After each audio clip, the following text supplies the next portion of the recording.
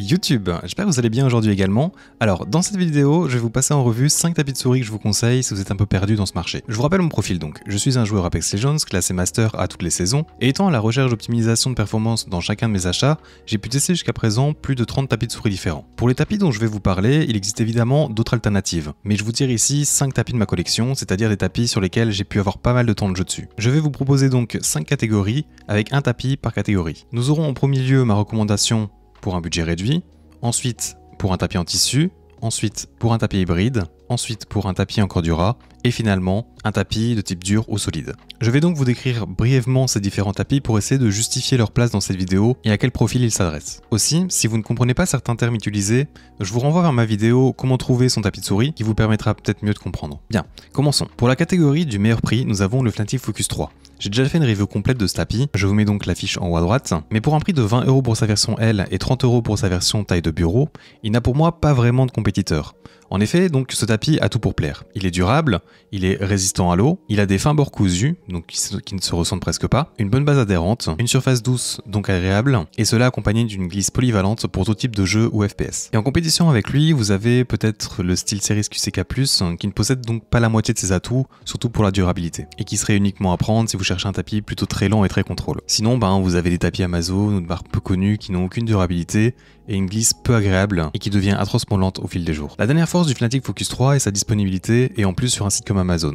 Ce qui fait que si vous ne l'aimez pas, vous avez la possibilité de le renvoyer. Je ne rentrerai pas plus dans les détails, je vous laisse aller jeter un coup d'œil à ma review de ce tapis si vous voulez en savoir plus. Pour la catégorie tissu maintenant, nous avons donc le Xtrafy GP4. Je possède la version teinte, c'est-à-dire avec des motifs dessus, et je sais qu'il peut avoir quelques différences avec le modèle noir, mais je peux recommander les deux sans trop de problème. Si vous recherchez une alternative au célèbre Artisan Zero pour la moitié de ce prix, c'est ce qu'il vous faut. Le GP4 se situe donc dans la moyenne en termes de vitesse et de contrôle. En gros, il dispose de peu de friction de base, c'est-à-dire que vous ne devez pas exercer beaucoup de force pour faire bouger votre souris initialement, mais dispose d'une énorme force d'arrêt tout en gardant une friction en mouvement plutôt basse. Vous avez donc l'impression d'une glisse très légère durant vos déplacements, avec un arrêt très simple et contrôlé. J'adore personnellement ce tapis, et à chaque fois que je rejoue dessus, j'arrive à sortir directement un excellent niveau. Il a des bords cousus très fins, et au niveau de sa surface, qui est donc dans les meilleurs de ce qui se fait actuellement en fait. De plus, selon vos préférences, vous pouvez sélectionner un design qui irait avec le reste de votre setup. Son premier défaut, je dirais, serait sa taille. C'est le plus petit tapis que je possède. Il fait donc 44 cm de longueur sur 38 cm de largeur. Cela,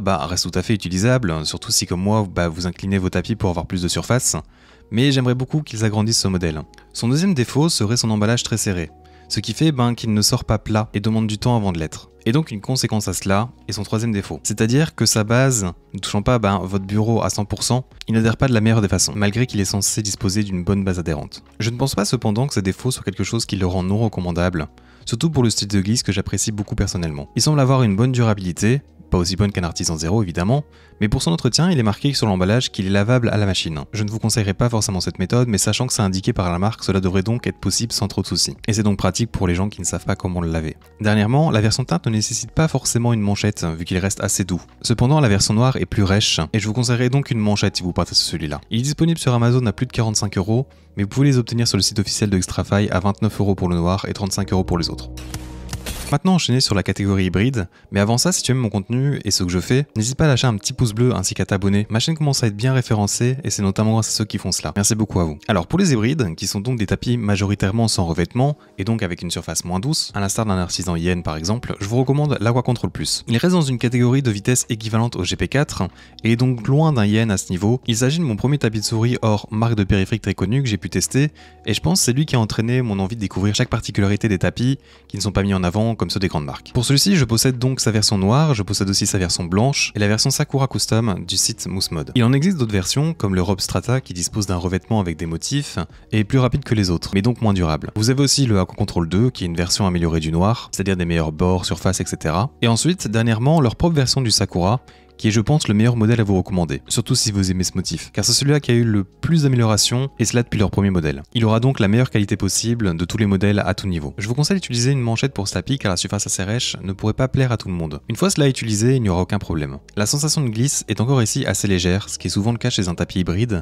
mais vous ressentez que le tapis vous aide à ralentir votre souris si vous diminuez votre vitesse de mouvement. Il dispose cependant ici de moins de force d'arrêt qu'un Xtrafy GP4. Il faut savoir que l'Aqua Control Plus a besoin d'un peu de temps d'utilisation pour atteindre sa glisse finale, c'est-à-dire qu'il deviendra un poil plus rapide qu'il ne l'est à la base, puis restera constant. Il est disponible dans un vaste choix de taille pour un prix très abordable selon l'endroit où vous l'achetez. C'est pour moi une très bonne recommandation pour un premier tapis de souris pour n'importe quel FPS. Si vous ne savez pas trop quoi acheter, mais que vous voulez un bon prix, n'importe quelle taille, et une bonne performance qui durera longtemps. Je vais essayer de vous proposer différents revendeurs en description pour que vous puissiez avoir du choix s'il vous intéresse. En quatrième catégorie, pour les tapis en Cordura, je n'ai pu en tester que 2, mais il faut savoir qu'ils ont la particularité d'être peu chers, et cela même dans les grandes tailles, et d'avoir une durabilité phénoménale due à leur matière. Ils sont généralement assez rapides, surtout avec peu de friction de base. Je vais vous proposer ici le Cooler Master MP511, qui est donc le grand frère de leur précédent tapis en Cordura, le MP510, qui est apprécié par beaucoup de personnes. J'aime beaucoup ce tapis, surtout avec des corpads, cela me permet d'avoir du contrôle supplémentaire dans sa glisse. Il est plus rapide que les tapis dont j'ai pu vous parler précédemment, et dispose donc, comme je vous disais, peu de friction de base, ce qui est un élément que j'adore dans un tapis de souris. Il est cependant loin d'être le plus rapide des tapis de souris en Cordura et dispose d'une très bonne force d'arrêt. Si vous équipez des patins plus rapides, style Tiger Ice, vous pourrez avoir là un tapis très constant dû au fait qu'il est plutôt ferme, et cela avec une vitesse plutôt très rapide, ce qui pourrait être une très bonne alternative pour certains. Et avec cela donc une grande durabilité pour un prix peu élevé, d'où ma recommandation. Il n'est pas très agressif au niveau de sa texture pour du Cordura, qui est donc une matière facile à nettoyer et résistant à l'eau au passage, mais je vous conseillerais quand même une manchette par sécurité car c'est quand même une matière plutôt résistante et peut-être pas la meilleure pour le confort. Il est disponible en taille L de 45 cm sur 40 à 30 € sur Amazon, ainsi qu'en format bureau comme ici à 40 €.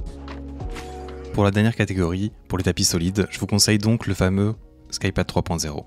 J'ai du mal à me décider si je le conseille ou non, mais je vais pas vous mentir que c'est vraiment mon coup de cœur de ces dernières semaines. J'ai d'ailleurs fait une vidéo de présentation ainsi que mes premières impressions sur ce tapis, si cela vous intéresse. Pour le décrire en quelques mots, il s'agit donc d'un tapis en verre extrêmement rapide conçu pour le jeu. Il est surtout utilisé pour les FPS. Je vais pas trop m'étaler car, en plus de ma vidéo déjà faite, je vais sortir une review complète prochainement, mais parlons quand même un peu de celui-ci. Il dispose d'une taille parfaite et presque d'aucune friction de base, ce que j'adore donc. Mais il garde quand même un poil de contrôle.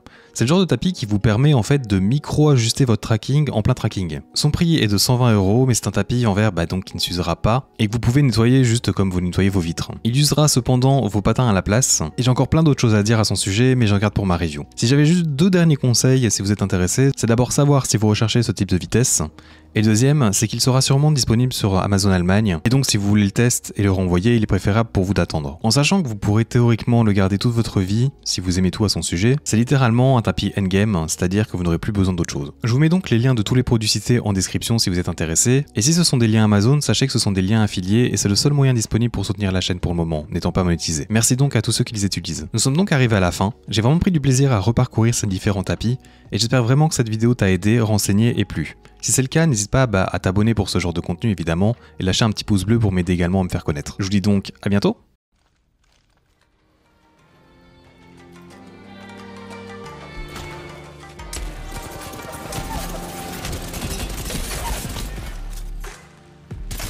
Brock le Octane, on peut pas je pense. Dans la ville...